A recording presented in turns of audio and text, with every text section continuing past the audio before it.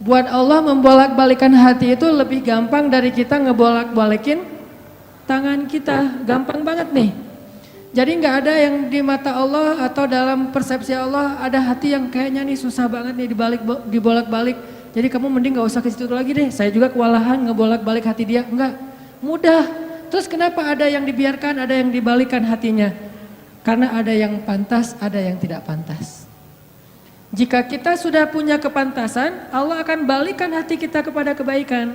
Allahumma habbib ilainal iman wa zayyinhu fi qulubina wa karrih ilainal kufra wal fusuqa wal isyan waj'alna minar rasyidin. Hafal doa itu? Nanti cari di YouTube lah ya. Ya Allah, jadikan kami cinta kepada amal soleh dan jadikan rasa cinta itu indah di dalam hati kami. Jadikan kami benci kepada dosa dan jadikan kami termasuk orang-orang yang mendapat petunjuk. Allah bolak-balikan. Gitu juga dengan hati calon mertua. Gimana pun dia ngeblok, nggak boleh masuk lah, gerbangnya digembok segala macam. Cuma gerbang. Mau 1000 lapis gerbang, kalau hatinya dibalikin, hilang semuanya tuh. Gampang banget kan? Buktinya malam ini nih. Allah membolak-balikan hati kita yang tadinya punya macam-macam rencana pada malam minggu, akhirnya Allah balikan hatinya, udah ke Masjid Agung aja deh. Bukan karena saya, bukan karena pemuda hijrah, bukan karena teman-teman panitia, tapi karena Allah mengikat hati kita, mengarahkan hati kita untuk bisa datang ke masjid. Sehingga ribuan anak muda tiba-tiba memakmurkan dan meramaikan majelis ilmu. Kalau di ribuan orang aja bisa Allah bolak-balikan hatinya, apalagi cuma satu orang. Ya, ada berapa ribu sekarang? 15.000? Lebih nih Masjid Agung ini daya tampungnya berapa? 10.000 ya? Sampai keluar. Berarti sekitar 20.000. Ini benar-benar sesuai dengan yang dulu banget saya harapin 2 tahun yang lalu bisa ngalahin Tomorrowland. Minimal DWP lah ya. Bisa ngalahin DWP atau kalau bisa Tomorrowland. Saya pernah kemarin tuh acara taklim di Pekanbaru, Anur, yang datang sekitar 25.000 anak muda di depan masjid penuh. Malam yang sama ada acara juga di mall, tapi acaranya sepi, yang taklimnya ramai. Masya Allah. Habis itu baru ke mall. Tetap aja sama-sama ramai. Intinya teman-teman, mudah buat Allah. Sama kayak Allah membolak-balikan hati Nabi Muhammad, mertuanya Ali bin Abi Thalib. Padahal udah yang datang itu kurang keren apa coba? Abu Bakar. Secara fisik terkenal Abu Bakar itu orangnya putih, nggak terlalu gemuk, jadi badannya tuh bagus. Terus orangnya dermawan, akhlaknya paling mulia dan nggak pernah syirik sejak zaman jahiliyah. Di antara sahabat Nabi yang gak pernah melakukan dosa syirik sejak zaman jahiliyah, Ali dan Abu Bakar. Malah Abu Bakar tuh waktu kecil pernah diajak sama ayahnya untuk nyembah patung. Begitu ayahnya selesai ibadah nyembah patung pergi, itu patung diludahin sama Abu Bakar. Dilemparin kotoran sama Abu Bakar. Apa sih lo patung doang masa disembahin? Kalau lo bisa balas gua, coba lo balas, dilemparin. Ternyata gak balas. Dari kecil juga Abu Bakar itu udah gak pernah syirik. Orang yang sangat terjaga, hanif. Dan julukannya juga sama dengan julukan Nabi Ibrahim, Siddiq. Wadhkur fil kitab Ibrahim innahu kana siddiqan nabiyya. Ibrahim Siddiq, Abu Bakar Siddiq, sama nih. Bahkan Nabi sering membandingkan Abu Bakar sama Ibrahim. Engkau wahai Abu Bakar seperti Ibrahim. Engkau wahai Umar seperti Musa. Ya iyalah Umar ya. Musa kan gak sengaja Noel orang langsung meninggal kan ya. Ngelihat Bani Israel agak ramai gitu lagi mau gelut sama orang Kipti. Karena Musa kasihan kepada Bani Israel yang lemah, akhirnya dia cuma ditakol dikit lah si orang Kipti ini teh. Cuma apaan sih lo? Meninggal. Belum diginiin baru gini doang coba. Jadi kalau dulu ada ultimate fight kayaknya Musa tuh juara bertahan tuh. Nah kalau di zaman Nabi orang kayak Musa, Umar, jawara Quraisy. Kalau ada yang macam-macam sama Umar, lo berani sama gua. Nih lo lihat nih. Nggak ada yang berani sama Umar. Kalau lo pengen istri lo jadi janda, anak lo jadi yatim, lo tunggu gua di belakang gedung itu. Gedung, bukit. Nggak ada gedung dulu teh. Nggak ada yang berani nungguin Umar. Lancar aja tuh hijrahnya. Artinya Abu Bakar itu sering dibandingkan kayak Ibrahim. Terus dengan Nabi akrab banget tuh Abu Bakar. Jadi kayak soulmate-an berdua tuh. Belum dapat risalah Islam juga, Nabi itu kalau jalan sama Abu Bakar jalan yuk kemana, ngopi kalau bahasa kita teh, ngopi sama Abu Bakar berdua. Dari zaman sebelum Islam juga Nabi itu dalam tanda petik udah sering ngopinya sama Abu Bakar. Coba enak gak nolak teman ngopi kita? Agak susah kan, dia ngajak kemana, gak enak kan nolaknya, ya udah gua datang gitu. Ali ngerasa, wah nih yang datang nih saingan berat nih. Pernah bersaing dengan orang kayak gini? Pernah, cuman sering kalah. Gak ada saingan juga masih ditolak ya, apalagi ada saingan. Nah itu mah saya banget, bukan teman-teman. Udah biasa ditolak, pada akhirnya diterima juga. Karena saya gak mau menyerah. Datang Abu Bakar, mau ngelamar Fatimah. Ali pas tahu berita itu, ya udahlah berarti pupus harapan. Hashtagnya berhenti aja. Udah gak bisa ngapa-ngapain. Tidak lama kemudian setelah Abu Bakar lama di rumah Nabi terus pulang, Ali merhatiin wajah Abu Bakar nih, wajah diterima atau wajah ditolak nih. Ternyata dapat kabar Abu Bakar ditolak sama Nabi. Yes, kata Ali. Abu Bakar ditolak sama Nabi. Cuman sisi lain, Ali makin gak pede. Kalau Abu Bakar aja ditolak, siapa saya? Bahkan lebih ditolak lagi. Jangan-jangan belum sampai di pintu juga, udah Ali pulang aja deh. Abu Bakar aja ditolak, yang kurang apa coba? Akhlak luar biasa, agama terbaik, bahkan umat Islam paling baik imannya tuh dan amal solehnya Abu Bakar, gak ada tandingan lah. Mau ngelihat surganya di akhirat, orang kaya di dunia dan kaya di akhirat tuh Abu Bakar tuh. Ada orang yang di dunia miskin, di akhirat kaya, di akhirat miskin, di dunia kaya. Kalau Abu Bakar, dunia akhirat kaya. Surganya Abu Bakar tuh dikelilingin sama Jibril. Jadi Jibril lagi pengen ngukur surganya Abu Bakar, terbang setahun. Udah setahun terbang itu baru di pinggirnya surga Abu Bakar, belum sampai ke tengah. Padahal Jibril itu kecepatannya lebih tinggi daripada kecepatan cahaya. Bayangin, udah setahun perjalanan cahaya baru di pinggir surganya Abu Bakar. Belum juga masuk, belum sampai ke alun-alunnya surga Abu Bakar. Baru juga perbatasan coba. Kurang apa Abu Bakar? Ditolak sama Nabi. Duh, makin gak pede, kata Ali. Cuma gak pakai bukan orang Sunda soalnya. Gak lama kemudian datang lagi. Cowok keren, jawara Mekah, Umar datang. Assalamualaikum. Suaranya agak-agak gitulah. Walaupun susah nirunya, cempreng soalnya. Assalamualaikum, waalaikumsalam kata Nabi datang. Pas diintip sama Ali, tanya-tanya ke teman-temannya, ada berita apa nih trending topik. Ternyata trending topik di Twitter, Umar melamar Fatimah. Wah rame lagi viral di mana-mana. Makin, aduh saingannya berat-berat gini gak ada yang di bawah saya gitu yang datang biar saya agak-agak pede gitu. Ternyata Umar pulang juga ditolak lagi sama Nabi. Ali yes tapi tuh gimana ya kalau Umar aja ditolak yang paling kuat bisa menjaga Fatimah banget kan. Kalau ada apa-apa Fatimah tenang aja ada gua.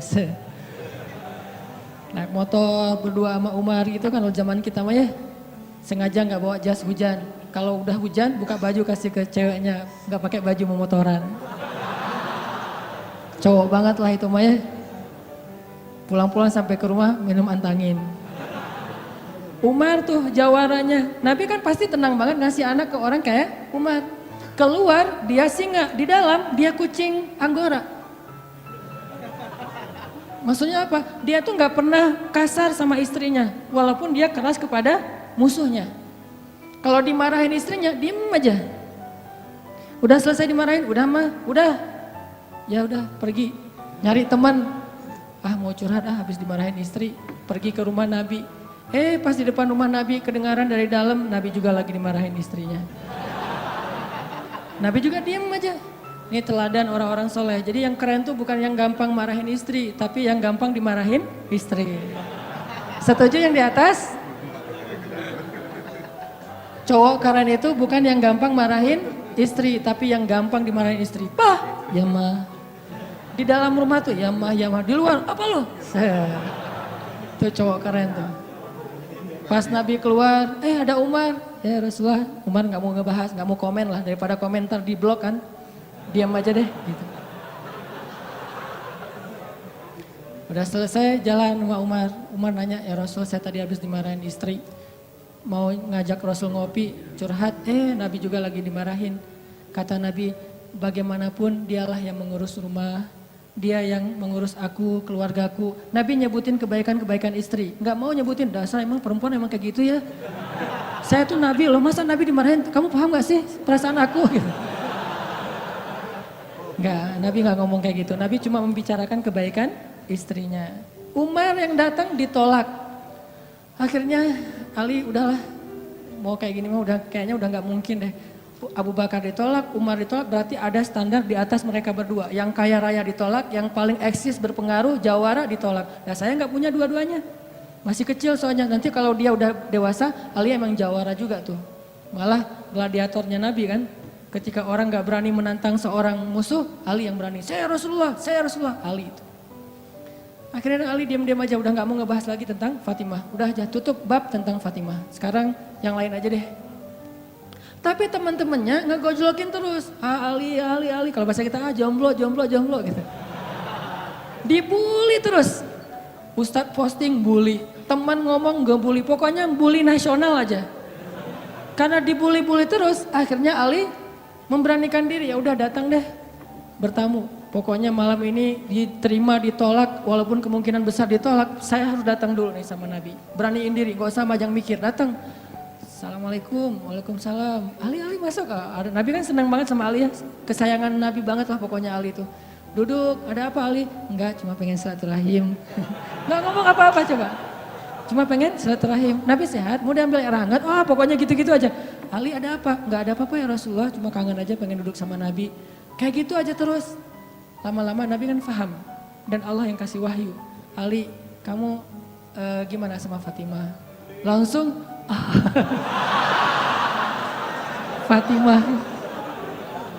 Kebayang gak sih perasaan kita tuh sama orang yang kita kayak udah ngeklik banget, udah habis-habisan, pokoknya kalau gak dia saya mending gak usah nikah deh, gitu ya. Kalau gak dia mending saya jomblo aja seumur hidup. Kalau gak dia mending saya bunuh diri aja.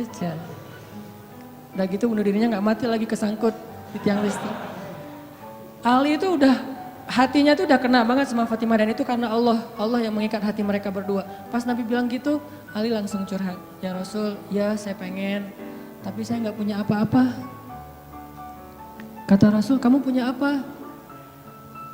Saya di rumah tuh cuma punya 3 barang. 1 pedang, 1 onta, 1 baju besi. Nggak punya emas, nggak punya apapun. Kata Nabi, kalau pedang kamu butuh untuk berperang.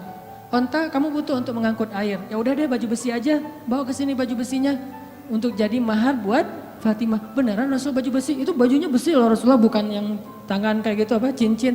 Gak apa-apa kata Rasulullah. Keluar Ali, Allahu Akbar, Allahu Akbar. Orang-orang pada heboh, langsung muncul lagi trending topik hashtag Ali diterima. Coba, kata Nabi, wahai Ali, bergembiralah, berbahagialah. Sesungguhnya sebelum aku menerima kamu, Allah sudah menikahkan kamu dengan Fatimah di langit. Ini orang yang dibela sama Allah. Apa rahasianya? Oke, cerita kedua. Orang yang dibela sama Allah namanya Hafsah. Siapa Hafsah? Anaknya Umar. Hafsah itu artinya singa betina. Jadi bapaknya singa jantan, anaknya singa betina, sama-sama luar biasa nih. Hafsah istri Nabi, salah satu di antara istri Nabi yang solehah.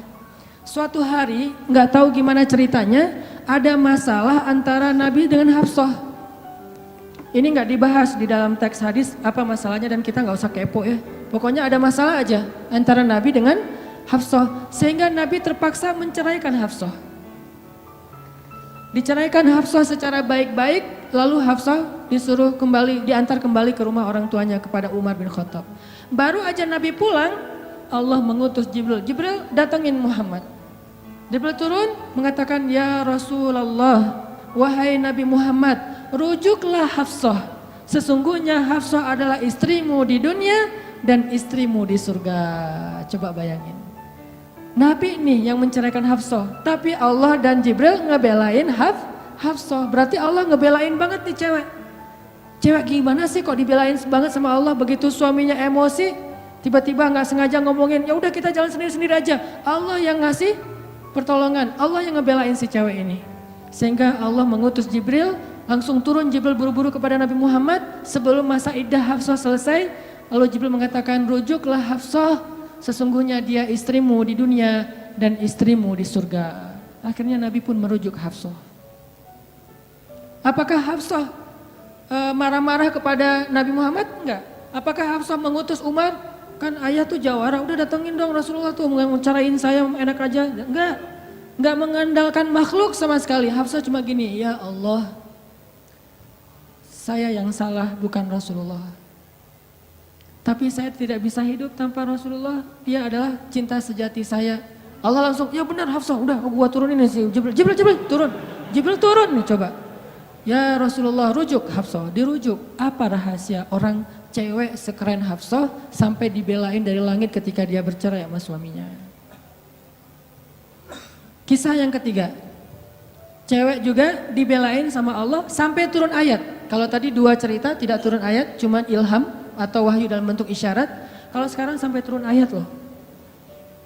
Yang ada di dalam surat Curhat. Teman-teman tahu surat Curhat? Surat Al-Mujadalah. Kan terjemahan dari Mujadalah curhat kan ya? Jadi kalau kita pengen lihat curhat itu juga ada di dalam Al-Quran. Bahkan jadi nama surat Curhat. Al-Mujadalah atau Al-Mujadilah.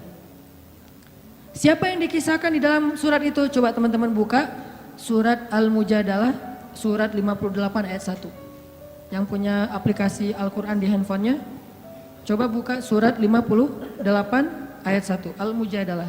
Kita lihat nih, gimana Allah ngebelain seorang cewek yang disebut di dalam ayat itu.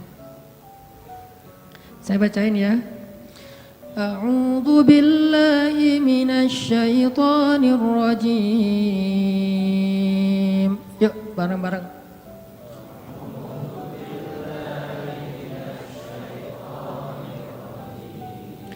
Bismillahirrahmanirrahim.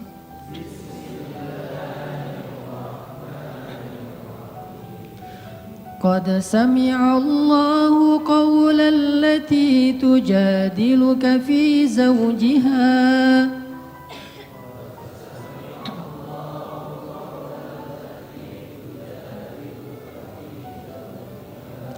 wa tashtaki ila Allah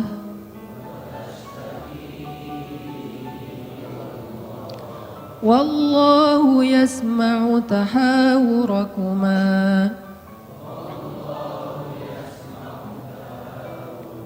innallaha sami'un basir.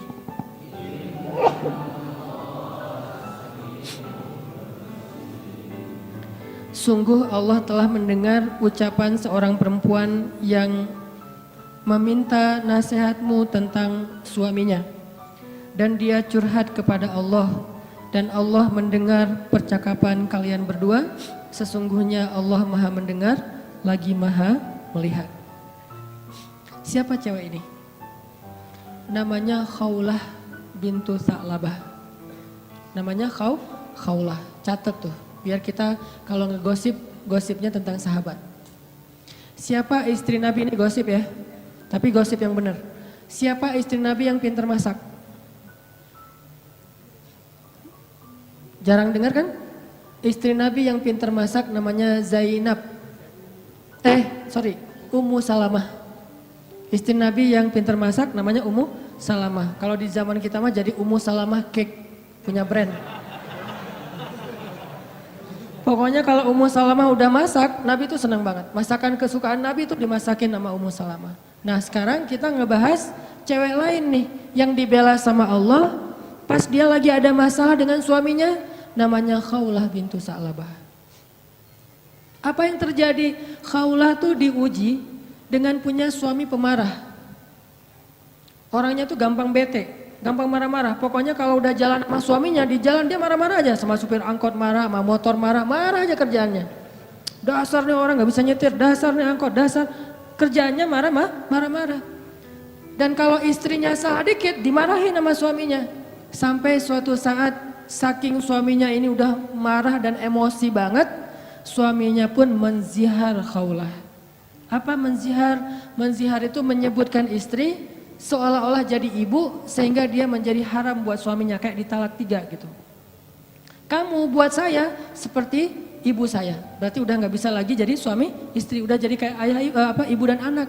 Itu tradisi Arab jahiliyah. Nah gara-gara dia dizihar sama suaminya, dia kan bingung. Terus kalau saya udah digituin, apakah saya masih boleh serumah sama suami saya? Masih boleh tidur bareng dengan suami saya? Kan bingung nih. Minta nasihat dan fatwa kepada kiainya. Waktu itu adalah Rasulullah SAW. Datang nih kaulah ke Nabi dalam wajah yang sedih. Baru dizihar, ditalak 3 sama suaminya, dia datang, ya Rasulullah. Apa hukum seorang suami yang mengatakan kepada istrinya, engkau bagiku seperti punggung ibuku. Artinya udah gak halal lagi. Nabi mengatakan kalau gitu engkau wahai Khawlah sudah cerai dengan suamimu. Udah gak bisa lagi bareng. Bersabar wahai Khawlah. Akhirnya Khawlah pun pulang dalam keadaan sedih, dia curhat kepada Allah, ya Allah, memang suami saya itu banyak salahnya, memang suami saya itu pemarah, tetapi dialah cinta pertama saya. Coba, ketulusan cinta cewek. Dialah cinta pertama saya, dan dia gimana bisa hidup, siapa yang akan ngerawat dia kalau dia menceraikan saya? Selama ini yang ngerawat dia cuma saya. Ya Allah, bagaimana ini? Watashtaki ilallah. Minta nasihat kepada manusia, tapi curhat kepada Allah. Itu ayatnya tuh. Tujadi luka watashtaki ilallah. Dia minta fatwanya kepada kamu Muhammad, tapi curhatnya kepada Allah. Jangan terlalu sering curhat kepada manusia. Bahaya. Apalagi dua-duanya masih jomblo. Kita curhat ke teman kita, gue lagi kecengin cewek nih. Kayaknya soleha banget, hafal juz 30. Oh gitu? Ya. Anak mana? Ya sekampus sama kita, namanya si Fulan dan seterusnya, disebutin identitasnya, CV-nya udah lengkap. Ternyata dia duluan yang maju. Ditikung di tengah jalan, kan itu berat banget ya. Gara-gara apa? Kok dia tahu tentang cewek itu? Gara-gara curhat kita. Allah tidak pernah menikung hambanya. Hamba sesama hamba saling menikung. Muncullah adegan nanti datang di acara wedding mantan. Udah gitu nyanyi kayak gitu yang baper-baperan gitu ya. Nangis berjamaah. Ini karena sering curhat kepada manusia. Manusia juga kadang-kadang nyebelin. Kita curhatnya sedikit, baru opening, dia udah balas curhat lebih banyak lagi.